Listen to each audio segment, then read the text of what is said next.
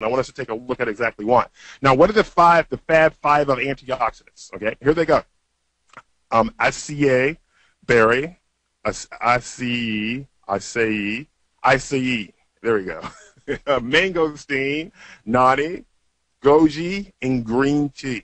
Believe it or not. Now, some of you are probably familiar with some of these, but these are the Fab Five. They've been all over the media.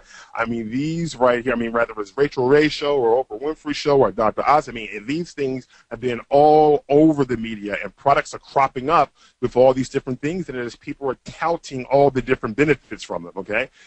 Now, the current top benefactors, okay, not that I support any of these companies, but the bottom line is I want to know where the money is flowing, and I want to know who the top benefactors are and what they're selling or what groups of people they're selling it to. So really what you're getting is pretty much a look into the window of market research that I've done to justify why I'm going into certain markets and selling certain products. That's why I say you can take this and you can use it for your own benefit. All right, so who are the top benefactors? Well, one of the top benefactors is this guy here, MonaV.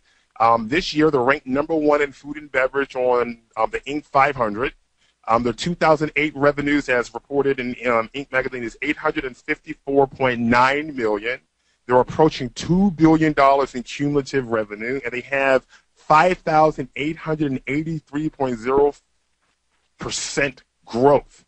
That's outrageous, but here's the kicker. They only have acai berries, acai, I have to keep saying that, and goji. They only have those two berries in their drink. So they're cranking in tons of money off of two of the Fab Five. I want you to keep that in mind, okay? Now, one of the other benefactors, and you probably figured this one was coming with mangosteen, is Zango.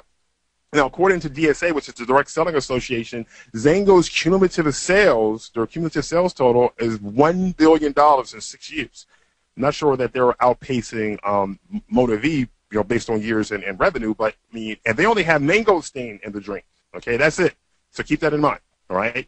Now, when it comes to Nani, we have this one. These guys here, Tahitian, I think that's what they're called, right? They created 200 millionaires, they said, and they paid out $2 billion in commission. And guess what? They only have one of the Fab Five, Nani. All right. And then we have green tea.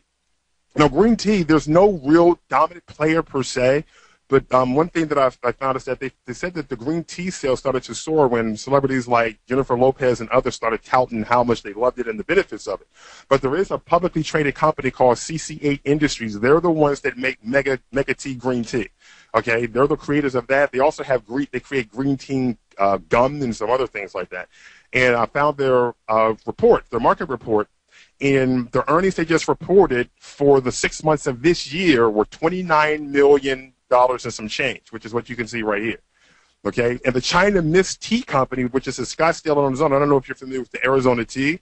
Their Arizona green tea product sells over 1 billion units a year as their best-selling tea, or best-selling, overall product. Okay, so I found all that to be, pretty darn interesting as I did that.